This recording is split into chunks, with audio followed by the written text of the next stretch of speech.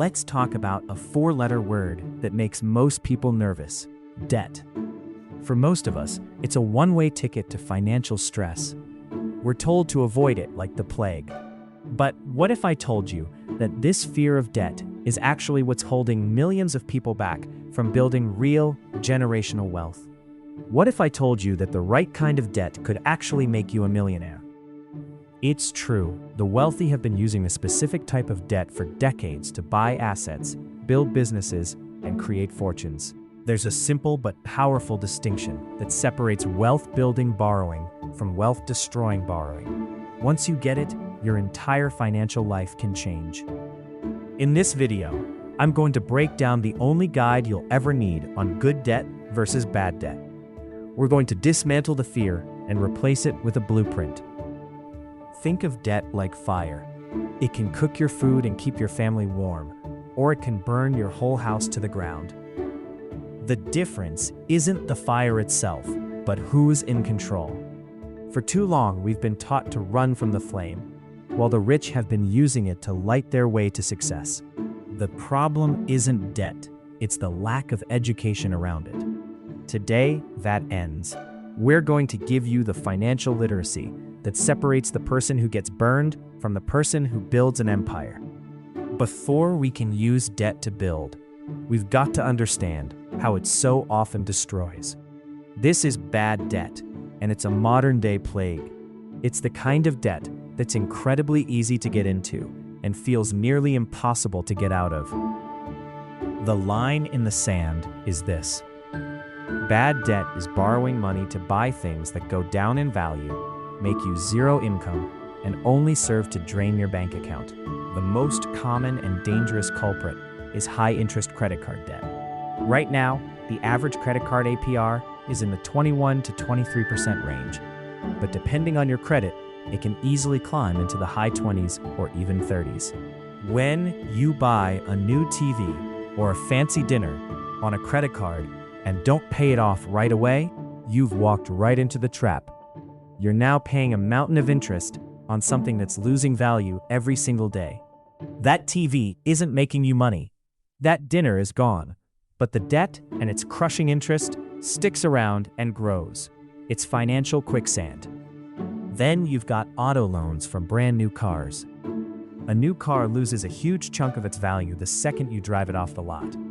Yet people are taking out 7-year loans to finance them. You're making payments on an asset that is worth less and less every single month. It's a guaranteed way to make your financial life harder, year after year. And maybe the most predatory of all, payday loans. Where they are legal and less regulated, these loans can come with interest rates that soar to a shocking 400% APR or more.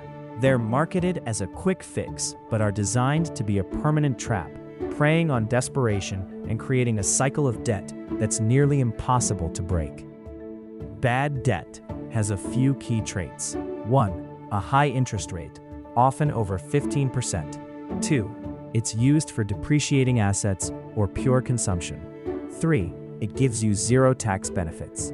4. It wrecks your debt-to-income ratio, making it harder to qualify for the good kind of debt that can actually make you wealthy. It is a constant drain on your future. Okay, now for the fun part. Let's talk about the secret of the wealthy. Let's talk about good debt. If bad debt is for consumption, good debt is for investment. Good debt is when you borrow money to buy an asset that is likely to grow in value, generate income, or seriously boost your long-term financial position. It's using other people's money, what the pros call leverage, to build your own net worth. A classic example of good debt is a sensible mortgage. You're borrowing to buy a house, an asset that has historically appreciated over the long term. Now, it's not a magic bullet. Real estate can have down years, and you have to account for taxes, insurance, and maintenance.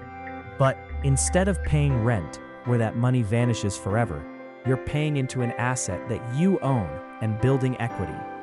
Now, about that famous mortgage interest deduction, it's not as simple as it used to be. The 2017 tax changes mean you have to itemize your deductions to claim it. And since the standard deduction is much higher now, most households don't actually get this benefit. Next up, we have student loans, with a huge asterisk. Student loans can be powerful good debt if they're used to get a degree that dramatically increases your earning potential. The key is being smart. Borrowing $200,000 for a degree that leads to a $40,000 a year job is a terrible idea. That's bad debt. But borrowing a manageable amount for a degree in a high-paying field can have a massive return on investment. A good rule of thumb is to keep your total borrowing below your expected first-year salary.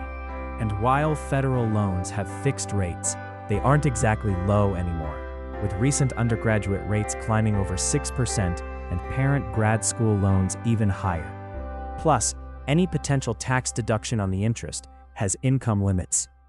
Finally, the purest form of good debt, business loans. An entrepreneur borrows money to buy equipment or expand their business. If the return on that investment is higher than the interest on the loan, they have successfully used leverage to create profit. It's not profit out of thin air. It comes with real risk, but it's the core of how empires are built. They use the bank's money to make more money for themselves. Good debt is generally marked by the opposite of bad debt. It usually has a more manageable interest rate. It's used to buy an appreciating or income-producing asset. And it sometimes comes with tax advantages, depending on the loan and your specific financial situation. It's a tool for building your future, not a burden that crushes your present. Let's make this real. Imagine two friends, Alex and Ben, who both graduate and start jobs with the exact same salary. Alex feels he deserves to enjoy his new income. He buys a brand new car for $30,000 with a 7-year loan at 8% interest. He furnishes his apartment with buy now, pay later plans and puts a celebratory vacation on his new credit card, which has a 22% APR. Within a year, Alex has a high car payment for an asset that's already worth thousands less. He's making minimum payments on his credit card, so the balance just keeps growing with interest. His debt-to-income ratio is creeping up into what lenders see as a red flag zone, getting close to 40%. He's stressed, living paycheck to paycheck, a slave to his monthly payments. He's surrounded by things, but he owns nothing of real value. He's stuck in the bad debt trap. Ben takes a different path. He drives a reliable used car that he bought with cash. He takes out a sensible mortgage on a small condo. His monthly payment is about what he would have paid in rent, but now he's building equity. He uses a credit card for groceries to get rewards points, but he pays the balance in full every single month, so he never pays a dime of interest. After a few years, he uses the equity in his condo to take out a low-interest home equity line of credit, HELOC. He uses that money not for a vacation, but as a down payment on a small rental property. Now, he has a tenant paying him rent, which covers the mortgage on that rental and even puts extra cash in his pocket each month. Ben used good debt to buy an asset that appreciates and makes him money. His net worth is growing, and his financial stress is shrinking. He is on the path to becoming a millionaire. Both started at the same place. One chose consumption financed by bad debt, the other chose investment financed by good debt. Their destinations will be worlds apart. If Alex's story sounds a little too familiar, don't panic. There is an escape plan. Taking control of your debt is one of the most empowering things you will ever do. Here are the steps. First, build a small emergency fund. So many people fall into debt because a flat tire or a medical bill derails them. Scrape together $1,000 to $2,000 as fast as you can. This is your buffer. It stops the bleeding. Second, you have to face the enemy. List out all of your debts, every credit card, every loan. Write down the balance, and most importantly, the interest rate. You can't defeat what you don't define. Third, it's time to attack. There are two popular methods, the debt snowball and the debt avalanche. The snowball means you pay off your smallest debt first for a quick psychological win. The avalanche is mathematically better. You attack the debt with the highest interest rate first, which saves you the most money. Choose the one that you'll actually stick with. For all other debts, make minimum payments and throw every extra dollar you have at your target. Once it's gone, roll that payment onto the next one, creating a bigger and bigger wave of money until you are free. Fourth, look into consolidation. If you have a bunch of high-interest credit card debts, a personal loan with a lower interest rate could pay them all off at once, leaving you with one simpler, cheaper payment. This can be a great move, but only if you commit to not running up those credit cards again. The difference between good debt and bad debt isn't just about money. It's a mindset. It's choosing long-term freedom over short-term gratification. Bad debt buys you a lifestyle you can't really afford. Good debt helps build you a life you don't have to worry about. Debt isn't good or evil, it's a powerful tool. And like any tool, the outcome depends on the skill and knowledge of the person using it. Today, you gained that knowledge. You now understand the simple, crucial difference between those who are crushed by debt and those who use it to build their dreams. Use this knowledge. Look at your own life. Are your debts pushing you forward or holding you back? The power to change your financial future isn't in a lottery ticket. It's in the decisions you make every day. Choose to build your future, not just finance your present. If this guide was helpful, do me a favor.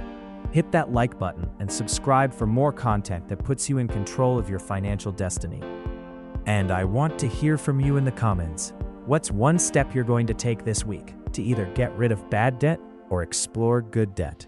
Let's build a community of wealth builders together. Thanks for watching.